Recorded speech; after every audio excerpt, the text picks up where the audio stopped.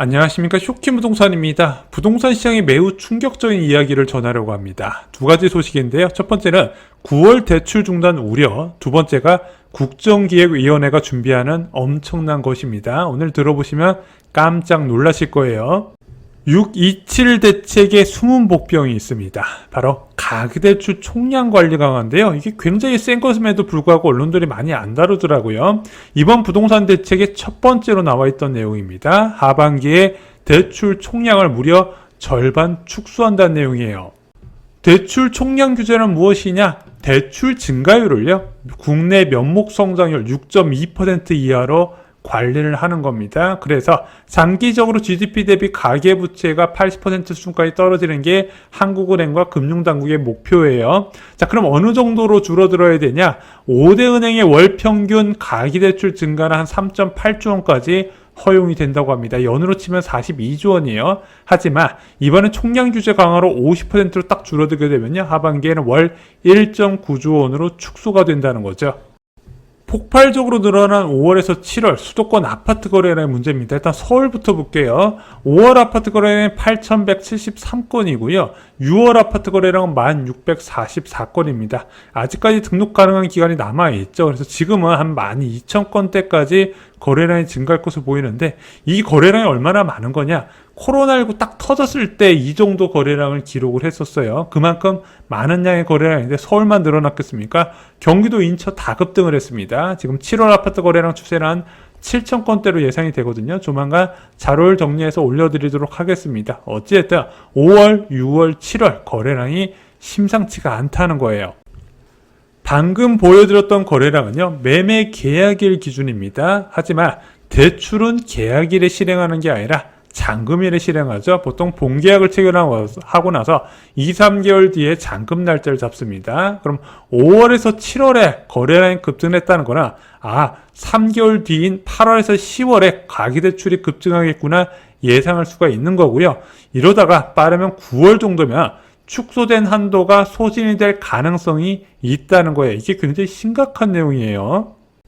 여러분이 집을 산다고 생각해 보겠습니다. 9월에 계약을 체결했어요. 그리고 11월에 잔금을 치릅니다. 은행을 갔더니 이 은행도 대출 안 해준다 그러고 저 은행도 대출 안 해준다 그러고 잔금 불가 위험에 빠지게 돼요. 하지만 은행들의 입장에서는 우리는 이미 한도를 초과해져서 대출해 줄 수 있는 여력이 없다 이야기할 수밖에 없는 거예요. 그러면은 어떻게 해요? 2금융권 대출 기간을 알아봤더니 얘네들은 5%를 부르네. 이게 현실화가 될 수 있다는 겁니다. 지금 대출업계에서는 벌써 위기를 감지했다고 합니다. 단독 9월부터 대출 전면 차단, 비공식 경로로 금융권의 최후 통보, 실거주의 대출 금지 검토, 사업자 사금융 브릿지 대환 전면 제도, 전세자금 대출도 고강도 압박, 다주택자는 퇴거 대출도 막힌다. 금융권 내부에서는 이미 일부는 조용히 멈췄다. 지금이 마지막 사다리 우려 확산. 그래서 대출 전면 차단 오는 것 아니냐는 지금 불안감이 확산이 되고 있다는 겁니다. 하지만 솔직히 내 집 마련한 사람을 잔금 대출 안 된다는 건 문제가 되겠죠. 그래서 금융당국과 은행들도 알고 있을 겁니다. 그래서 이미 대비 중이죠. 그러면은 한도는 줄어들었는데 대출을 해줘야겠고, 어떤 방법이 있을까요? 비필수 대출부터 축소를 하는 거죠. 그럼 비필수 대출이 뭐예요? 보통 투자자들이 많이 활용하는 대출이 될 수 있겠죠. 이번 627 부동산 대책 이후에 지금 차단된 거 보면요, 첫 번째 다주택자 전세금 퇴거 자금 대출이 차단이 됐고요, 1+1 분양의 이주비 중도금 잔금 대출도 차단됐습니다. 근데 솔직히 이거는 공급과도 밀접하게 연관이 되다 보니까 금융당국에서 혹시 살펴볼 것이 있는지 체크를 한다 그래요. 마지막으로 우회 통로가 될 수 있는 사업자 담보대출과 P2P 대출도 제한이 되고 있습니다. 그래서 아마 사업자 담보대출 많이 취급한 데가 새마을금고인데 여기 지금 좀 압박을 받고 있고, 내부적으로도 좀 이게 적정한 대출인지 검토를 하는 단계라 그래요. 어찌됐든 지금 은행들이 굉장히 숨고르기에 들어가고 몸을 사리고 있다는 거 알고 계실 필요가 있습니다. 과거 은행들이 대출을 대폭 줄였을 때 어땠을까요? 고승범 금융위원장이 문재인 정부 시절 마지막 금융위원장이었거든요. 이때 이분이 가계대출 총량 규제를 굉장히 강도 높게 진행했습니다. 어느 정도로 세게 했냐? 분양 아파트들이요, 중도금 대출을 진행을 못했어요. 왜? 은행들이 할 수 있는 여력이 없어가지고. 그래서 입주자 모집 공고에 뭐 중도금 대출 못 해준다 명시가 돼 있었고요. 실제 집행이 안 된 것도 있었어요. 자, 그 정도로 강도 높게 했었고, 실제 그것이 2021년 말부터 거래 급감, 2022년 집값 하락과 연결이 됐었던 부분입니다. 자, 그리고 이복형 금융감독원장도 2024년 8월 27일, 작년 8월에 집값이 급등을 하자 총량 규제 카드를 꺼내들면서 또 이 당시에 집값이 연말까지 좀 안정된 흐름을 보이기도 했었죠. 보통 총량 규제가 강력하게 도입될 때는요, 부동산 시장이 좀 하락하는 모습, 약보합하는 모습을 많이 보였다. 여기까지 말씀을 드릴 수 있을 것 같아요. 아니, 이게 그렇게 무서워?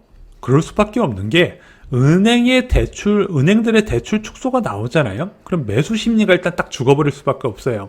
자, 아파트를 매수하는 과정은 자기 자본으로 사는 게 아니라 대출을 활용해서 레버리지 효과로 매수하지 않겠습니까? 그럼 이 대출이 매끄럽게 잘 나온다는 전제 조건하에 계약이 들어가야 돼요. 만약에 대출이 안 나온다? 매수자만 손해라니까요. 그래서 이 대출 환경을 보면서 접근하는데, 뭐 하나은행 대출 중단했니, 신한은행 대출 중단했니, 우리은행 대출 중단했니, 이런 뉴스가 나오면 누가 집을 사겠습니까? 심리가 급격히 위축이 된다는 겁니다. 이건 2021년 말에도 그랬고 2024년 말에도 그래요. 자, 근데 부동산 시장에는요, 일정 기간마다 매물이 계속 나오게 돼 있어요. 그것이 얼마나 시장에서 소화되냐의 문제인데, 이런 식으로 매수 심리가 위축되면 매물이 소화가 안 되고 쌓이게 된다는 겁니다.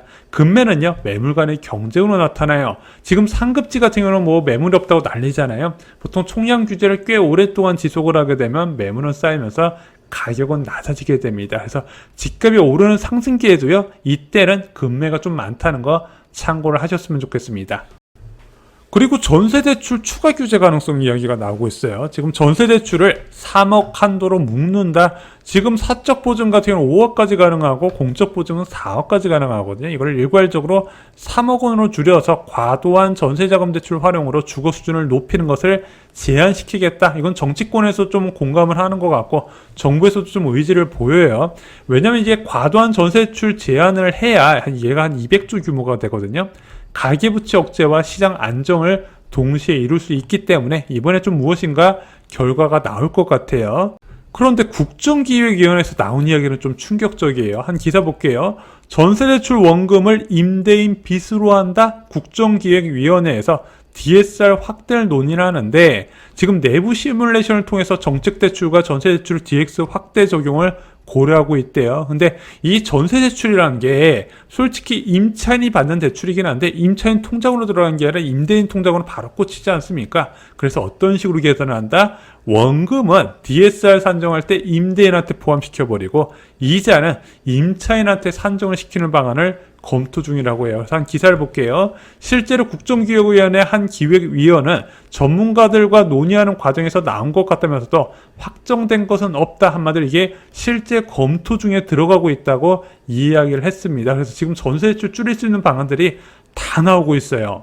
이 제도가 현실화된다면요, 전세대출 동의할 때 뭐 은행에서 전화 온 거 받는 걸로 해결이 안 돼요.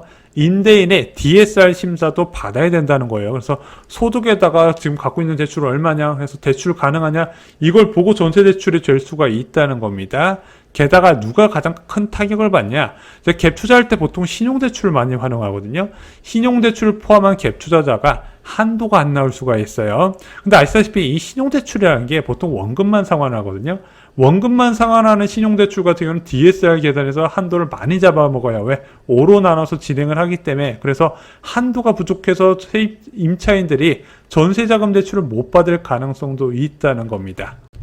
하지만 이런 추가 규제 방안에 당장 나올 것이냐, 저는 개인적으로 그렇게 보지는 않아요. 제가 알고 있는 정부의 부동산 시장 개입은요, 한쪽 방향으로 쏠릴 때 과하게 급등하거나 과하게 급락할 때만 개입을 하는데, 아시다시피 6.27 부동산 대책 이후에 한국 부동산은 주간 통계 상승률이 계속 둔화가 되고 있어요. 이 추세는 좀 이어질 거로 보고 있습니다. 그럼 이런 식으로 둔화되고 있는 와중에 굳이 추가 규제를 내올 것인가, 그렇게 생각하지는 않고요. 방금 말씀드렸던 전세대출 규제 등은요, 아마 새로 다시 부동산 시장이 과열되는 타이밍에 나올 대책이 아닐까, 이렇게 생각이 듭니다.